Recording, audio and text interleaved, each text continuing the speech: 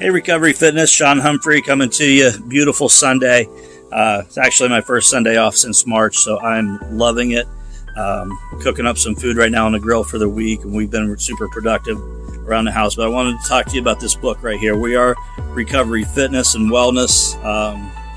This book right here saved my life. I needed all the modalities to go together. I needed healthfulness. I needed to eat well. I needed to exercise. I needed meditation and all kinds of things. But, until I could put God first in my life and use the tools that He had presented to me to become a sober person to a person in recovery, I was failing. And I do believe this book had divine inspiration, the big book of Alcoholics Anonymous. And I want to talk to you just a little bit, quick paragraph that kind of changed my life. It's in the chapter How It Works. That's how simple this book is. It tells me, it qualifies me as an alcoholic, whether I want to make the decision of mine. It tells me more about it, tells me a solution, then it tells me how it works. The next chapter is putting it into action. So it's like addiction for dummies, or recovery for dummies. But the first paragraph in chapter 5 follows as, rarely have we seen a person fail who has thoroughly followed our path. Those who do not recover are people who cannot or will not completely give themselves to this simple program.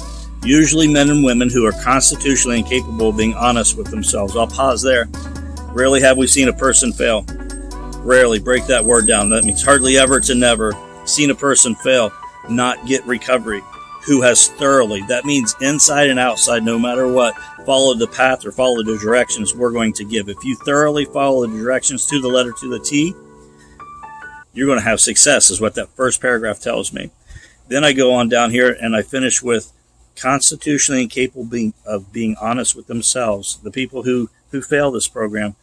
So I know if I'm going to have success, I got to find honesty, right? So I got to get real honest with myself. It goes on to say, there are such unfortunates, they are not at fault.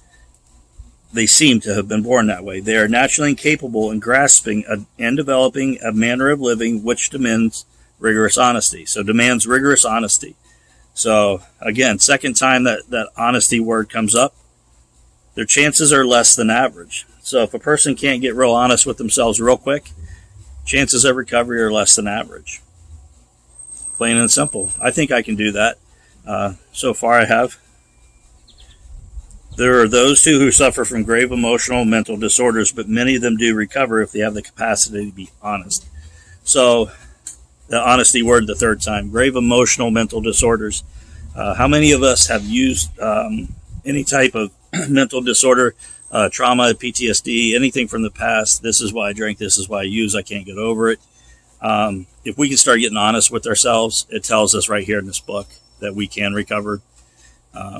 This book, for when it first came out, people who followed directions clearly had over a 75% chance success rate of overcoming their addiction to drugs and alcohol. Today that number's dropped, but the meetings aren't the same. People aren't following the book as the same. We're trying to take it back to the original way, to the steps as is written in this book. If you can be rigorously honest with yourself and say to yourself that you are willing to go to any length to achieve that recovery, you can. And this book gives you instructions. So just wanted to share that with everybody today.